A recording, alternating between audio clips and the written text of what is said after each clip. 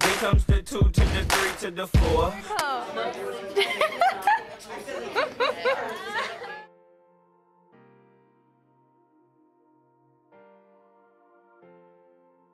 Christopher Columbus sets out on his voyage in 1492.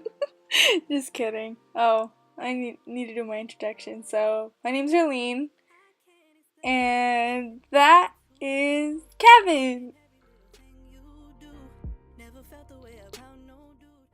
You might want to ask yourself the question, in which ways has Europe been impacted by the idea to explore? It all began 520 years ago. The Europeans had established their own civilizations and had found a way to survive with the resources they had in their regions.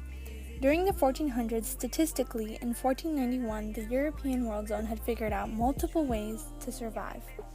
Utilized with their original human settlement, their food sources, their domesticated animals, their most impressive technological developments, their types of transportation, their trade networks among other regions of the world, and, along with these ideals, the Europeans were able to thrive with life.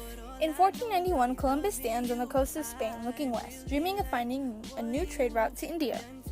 Success on this voyage will mean glory and riches for himself and for Spain's monarchy. In Europe, the nobles have grown wealthy by trading with the East. Spices and gold, gemstones and silk are the most lucrative goods.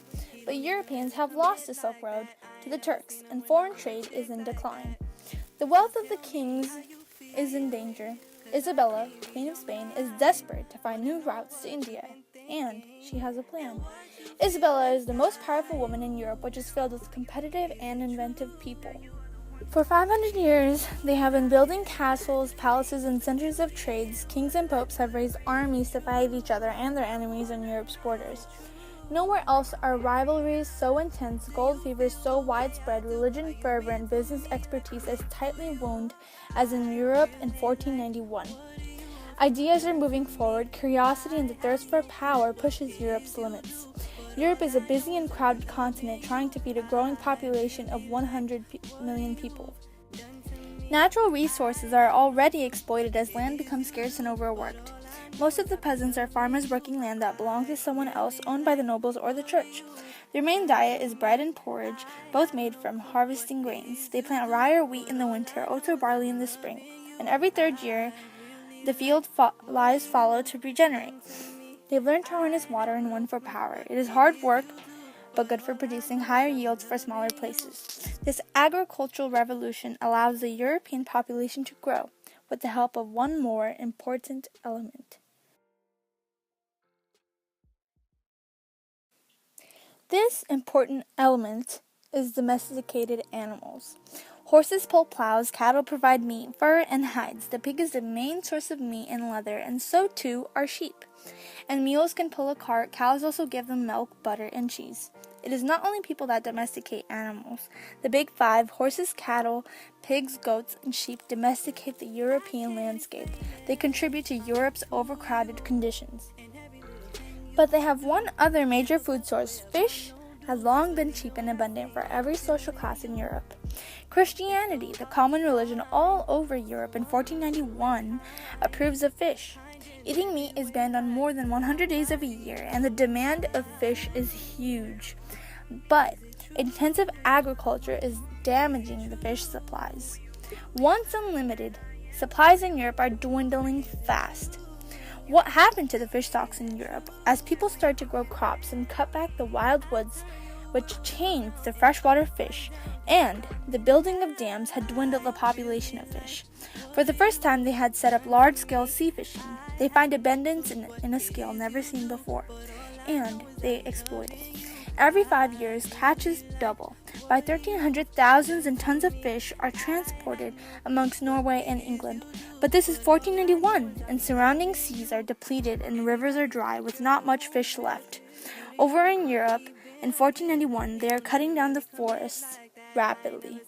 Professor, sprinkle us with wisdom from your mighty brain. How scared should we be? Is somewhere between not at all and entirely. I call entirely. Rivalries between princes and kings have grown intense. Religious fervor, curiosity, and greed are widespread in 1491, and there is a constant hunger for new ideas. The printing press is invented, books and ideas spread. But where do they go from here? Where can all this raw energy be channeled? This is the time when European kings and queens send explorers beyond the horizon to expand and enhance their power. Some explorers go around Africa to find the sea route to India. One, however, has the vision to sail west and arrive in the east. He is a seaman from Genoa, Italy, a fervent amateur who has a crazy idea of sailing into the unknown to reach India. Christopher Columbus has spent 5 years to gain royal support to finance his voyage.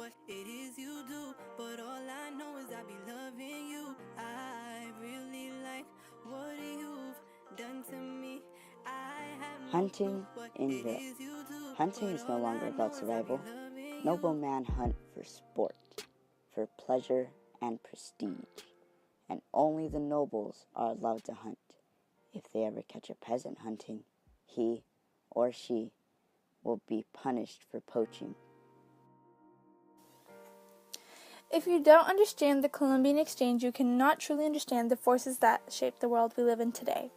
You cannot understand why you speak the language you speak, why you live in the nation you live in, or even why you eat the food you eat.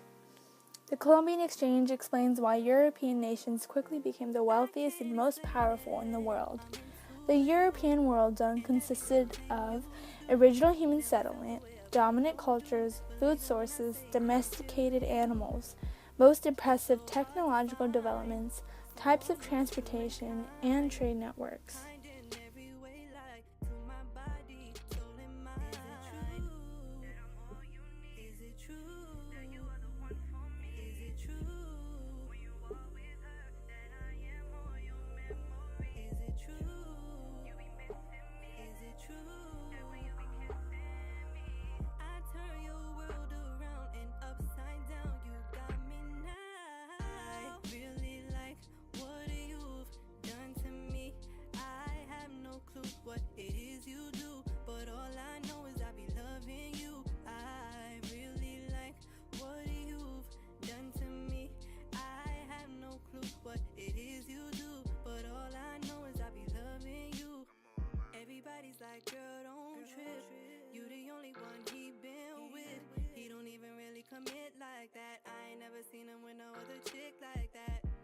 So tell me how you feel, 'cause I can't read your mind.